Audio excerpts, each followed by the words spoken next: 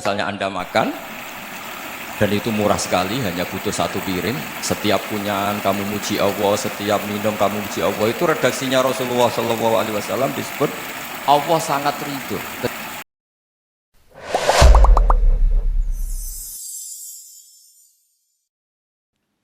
Assalamualaikum warahmatullahi wabarakatuh.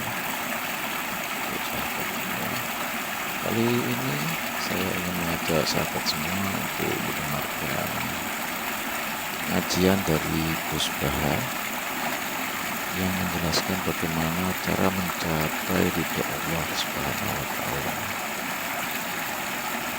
Dan semoga ini semua bermanfaat bagi kita semua, terutama buat saya secara pribadi. Tidak usah berlama-lama, mari kita dengarkan kajian dari beliau. Selamat mendengarkan.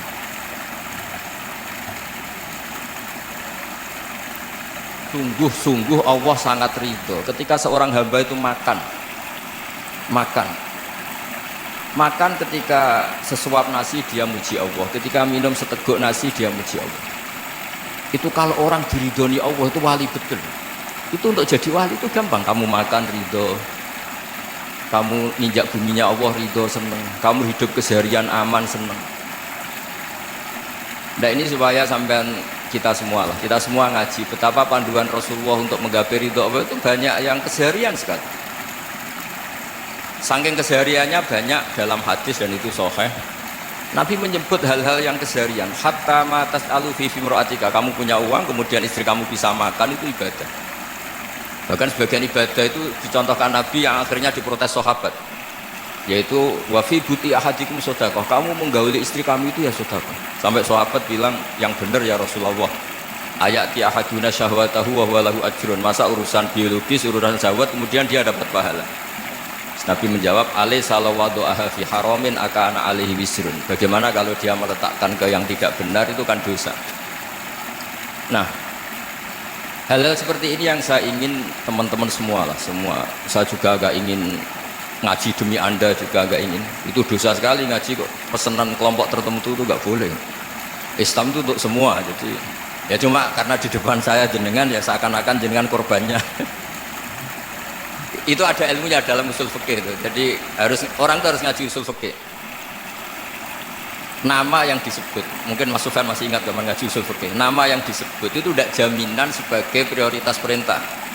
Jadi misalnya gini, kebetulan yang di depan Nabi itu Abu Dzar, Nabi ya bilang, ya Abu Dzarin ini uhibbuka misalnya, atau ya Mu'ad ini uhibbuka, atau ya Abu Hurairah ini uhibbuka.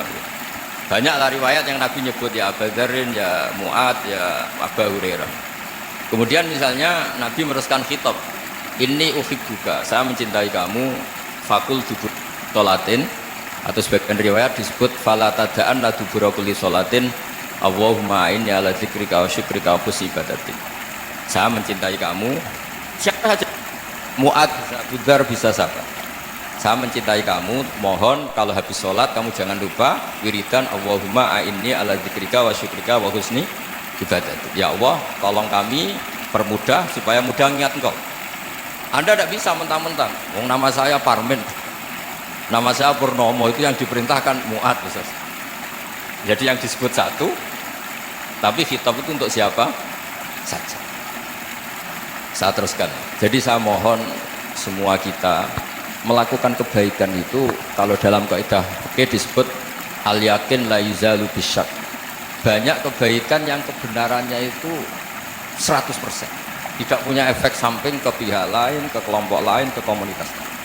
Itu tadi misalnya Anda makan dan itu murah sekali, hanya butuh satu piring, setiap punyaan kamu muji Allah, setiap minum kamu muji Allah, itu redaksinya Rasulullah SAW disebut Allah sangat ridho ketika seorang hamba makan kemudian dia memuji Allah, atau minum kemudian dia memuji Allah.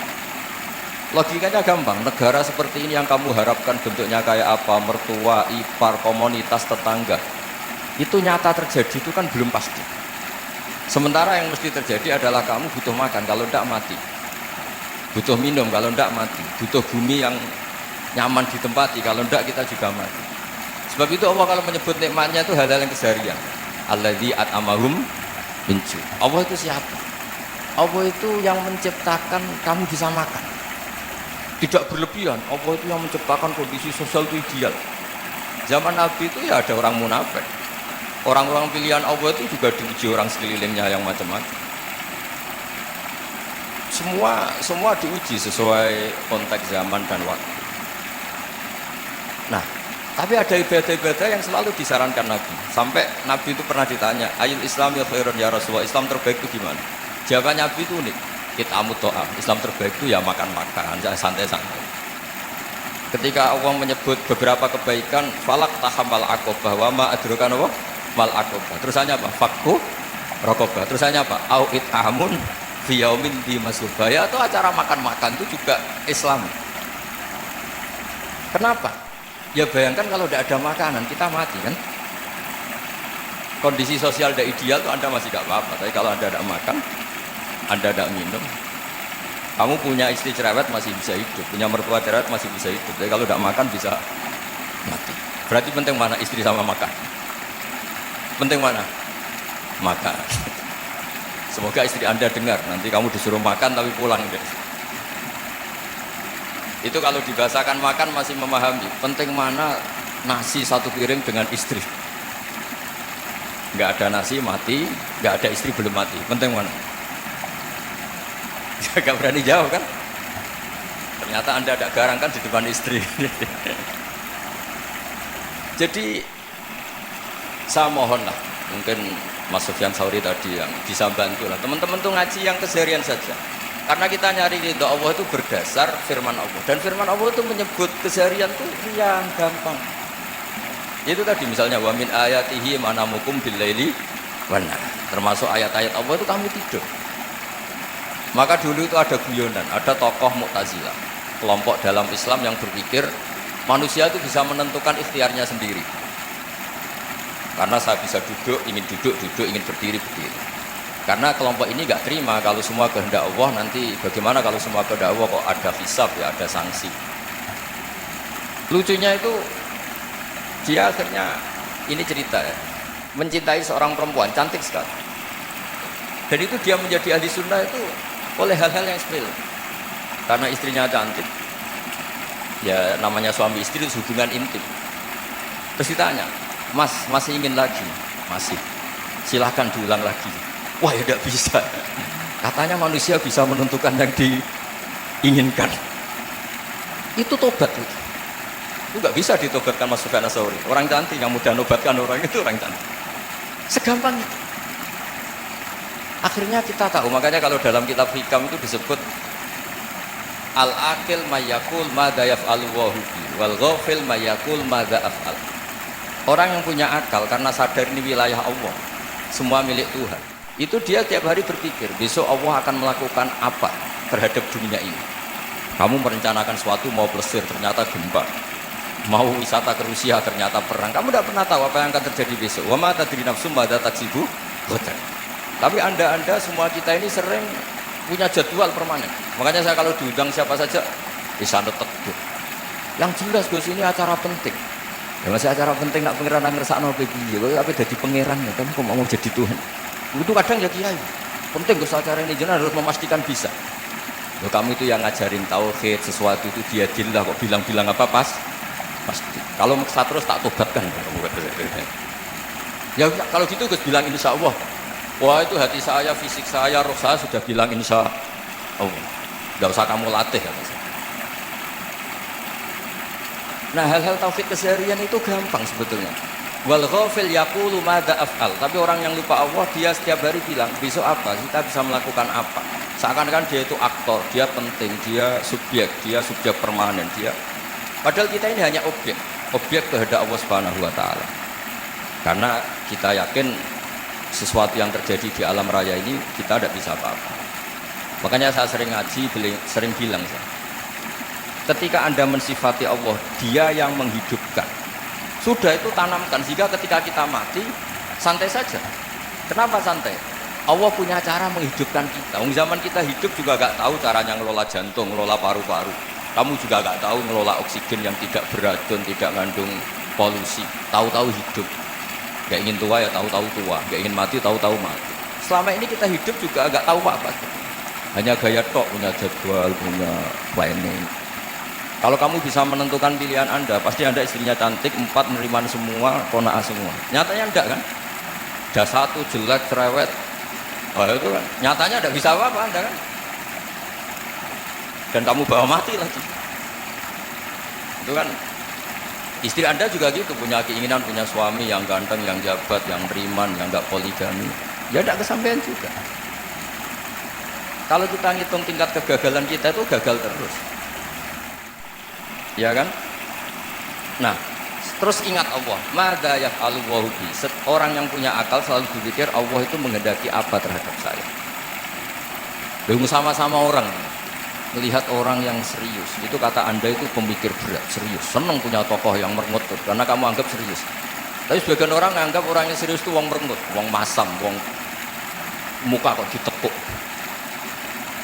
Jadi sama itu hati ya muqallibal qulub tsabbit qalbi ala dini, karena kita enggak tahu cara berpikir kita tentang orang lain, tentang sekeliling kita. Misalnya kita orang baik yang jenis rumah fakir miskin, ada orang bangun masjid mewah itu janggal. Apa artinya masjid mewah kalau banyak orang kelaparan? Tapi kalau yang jenis pendidikan, apa artinya masjid mewah kalau tidak bisa ngaji? Nanti yang jenis infrastruktur, apa artinya ini kalau semuanya punya sudut pandang yang berbeda-beda. Dan Islam mengapresiasi semua kebaikan. Tapi katakan semua kebaikan itu adalah kehendak Allah Subhanahu wa taala. Karena apapun baik Anda itu pakai fasilitas yang diberikan oleh Allah Subhanahu wa taala. Sehingga ini yang disebut qulillah subadarhum fil khawdihim malakum. Ya kembali tadi ke tema-tema bahwa keseharian Anda ini sudah Islam. Saat Anda tidak bisa melakukan apa saja. Saya sering ada jenazah, biasanya kalau tetangga meninggal saya sering disuruh ngelepas. Saya bilang orang ini baik karena sering ngelamun di rumah, sering nganggur di rumah. Ditanya sama anaknya, kenapa Gus nganggur baik? Ya kalau dia nganggur artinya juga agak berbuat sesuatu yang maksiat kan? Ya kan? Orang nganggur di rumahnya ya tidak bunuh orang, tidak maling, tidak korupsi, ya namanya nganggur di rumah. Lah cuma istri cara pandang nganggur gak menghasilkan uang gitu. Tapi juga gak menghasilkan kriminal kan? Jadi sebenarnya Islam itu, makanya kalau sampai ngaji usul fikih itu ada kitab usul fikih namanya Lubul Usul, itu terkenal sekali di pesantren itu kalau ngapresiasi keseharian itu luar biasa. Izma min mubahin illa wa yatahaqqaqu bihi tarku haramimma, karena keseharian yang mubah saat Anda lakukan itu ada kehebatan yang luar biasa, yaitu meninggalkan haram. Makanya dulu banyak orang-orang alim ketemu temannya itu guyon sampai semalaman. Itu dia yang semangat Islam, itu kiai kok tidak tahajud, kiai kok tidak witir. Orang yang sedang mapan uangnya banyak, malam itu tidak kelayaban itu sudah luar biasa. Melawan nafsu supaya tidak maksiat itu sudah luar biasa. Supaya lupa guyon sama temannya semalaman sampai subuh. Gejolak-gejolokan mengenang zaman miskin, zaman kuliah gak jelas, zaman apa.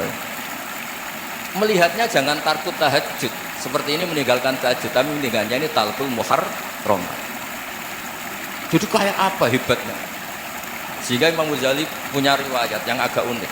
Hatta takuna ibadatu akhiri hadil ummah iku an-naum. Sehingga suatu saat ibadah terbaik umat ini itu tidur. Itu kan riwayat kontroversi. Ketika Imam Ghazali lihatnya, kenapa iya? Kenapa kamu mulai keluar dari rumah itu sudah banyak maksiat, melihat perempuan yang enggak mahram, melihat fenomena. Tapi kalau kamu tidur itu enggak melihat apa. Tapi juga kamu jangan menganggap tidur itu ibadah betul. Saatnya melakukan berdoain malah masih tidur. Tapi itu sudut pandang yang menjadikan kita Islam itu gampang. Jadi saat Anda tidak bisa aktivitas apa-apa, misalnya ada beberapa orang yang lumpuh. Lumpuh itu memang nggak bisa Jumatan, nggak bisa ibadah, tapi dia juga nggak bisa maksiat. Tidur itu memang Anda saat itu tidak bisa tahajud, tidak bisa witir, tapi saat itu ada zina, ada maling, tidak gosipkan orang, tidak bully orang, tidak menanamkan kebencian, tidak hasud. Sehingga tidur menurut Allah Ta'ala wa min ayatihi manamukum billaili apa? Benar. Karena di tidur itu selain ada unsur istirahat, jaga kestamina, juga ada unsur meninggalkan beberapa keburukan. Nah saya mohon ibadah yang keseharian ini kita jaga. Supaya kita semua baca ayat itu fasih. Fasih itu tertanam di hati. Allah itu siapa? Alladzi at'amahum min ju'i wa amanahum min khauf. Dan Allah kalau cerita di Quran anna sababnal ma'a sabba thumma syaqaqnal ardha wa syaqqa fa ambatna fiha habba wa inaba wa qadba wa zaituna wa nakhla wa hada'iqa hulba. Kamu tahu saya ini siapa, kata Allah. Saya ini adalah Tuhan yang menurunkan air, kemudian ada tanaman banyak, habba wa inaba wa qadba, ada zaitun, ada tin, kalau orang Jawa mungkin ada tela, ada padi, ada mangga, ada pisang. Sudah. Wa inaba wa zaituna wa nakhla wa hada'iqa hulba, ada perkebunan yang lebat. Tujuannya apa? Mata Allah, silahkan kamu pakai, kamu nikmati. Tapi karena kadang kita ini punya ide-ide besar. Tadi untuk syukur saja nunggu punya istri riman, rumah baik, tetangga baik, komunitas baik, semuanya baik baru syukur. Lama-lama nanti ada di surga, syukurnya nunggu surga paling kelas A. Itu sudah ada yang menghuni Rasulullah, kamu nggak boleh di situ. Masa untuk syukur saja? Repotnya Masya Allah. Jadi mohonlah Quran yang kalau Anda hafalkan juz amma itu kan ada ayat-ayat yang kayak tadi. Ya, hal yang juril insanu ila ta'am. Coba lihat apa yang kamu makan, dari mana, dan untuk mempertahankan hidup kamu keseharian. Jadi jangan kira ibadah itu harus membentuk komunitas yang versi Anda. Ibadah itu harus yang hal yang mulu-mulu. Kesehariannya Anda alami. Ini saya tidak bikin-bikin. Saya ngaji bukan karena berdasar pesanan. Itu ayat yang saya bacakan betul ada ayatnya kan. Fal yang juril insanu ila ta'ami anna sababnal ma'a sabba thumma syaqaqnal arda syaqqa fa ambasna fiha habba wa inaba wa qadba wa zaituna wa nakhla wa hada'iqa ghulba. Tulisannya apa? Mata al silakan kamu nikmati. Mata itu silakan kamu nikmati. Ya kayak sampean dikasih hidangan ya makan. Ya sudah makan. Habis makan ya minum. Habis itu ngantuk ya tidur. Ya sudah normal-normal saja. Kayak apa indahnya Islam. Tapi Anda mencari Islam yang gimana lagi? Nah itu yang diajarkan guru-guru kita, diajarkan sanad kita sampai Wali Songo, sampai Rasulullah SAW. Bahwa pada akhirnya ada jihad, ada perang. Itu dulu memang perang, bukan membunuh, beda. Dulu kita dijajah Belanda ya perang, dan itu normal karena kita dijajah. Jadi ketika orang lain ingin baik sama kita, wa in ahadun minal musyrikin astajaruka ya fajiru hatta yasma'a kalam Allah. Kalau mereka ingin baik ya kita baik. Makanya ada istilah musta'man, mu'ahad. Kalau mereka ingin damai, berdampingan dengan kemajmukan ya itu yang lebih baik. Karena memang Islam menghormati proses perdamaian. Wa in janahu nawal lisalmi ya fajnah lahar. Alhamdulillah. Baru saja telah kita mengaji sama-sama kajian dari Gus Bahra dengan mencari ridha Allah Subhanahu wa Ta'ala. Dan semoga kita dapat memahaminya dan mengambil ilmunya dan bermanfaat buat kita semua. Dan saya ucapkan terima kasih untuk semuanya sudah mendengarkan bersama-sama. Saya akhiri, wassalamualaikum warahmatullahi wabarakatuh.